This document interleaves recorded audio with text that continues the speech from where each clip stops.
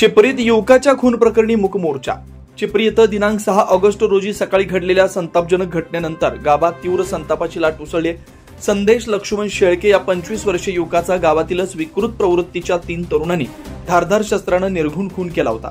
संदेश हा आपल्या बहिणीला कॉलेजला सोडण्यासाठी चिपरी फाट्यावर गेला असताना त्याचा पाठलाग करून युवराज माळी, सूरज ढाले व गणेश माळी या तिघांनी त्याला गोड बोलून राजेश सूर्यवंशी यांच्या शेतात नेलं, कोयत्याने सपासप वार करून जागीच ठार केलं। या घटनेच्या निषेधार्थ आज बुधवारी 13 ऑगस्ट रोजी सकाळी 11 वाजता गावातील नागरिकांनी मूक मोर्चाचं आयोजन केलं।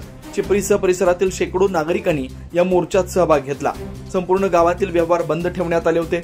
मोर्चा गावातील प्रमुख रस्त्यांवरून ग्रामपंचायत कार्यालयापर्यंत नेण्यात आला।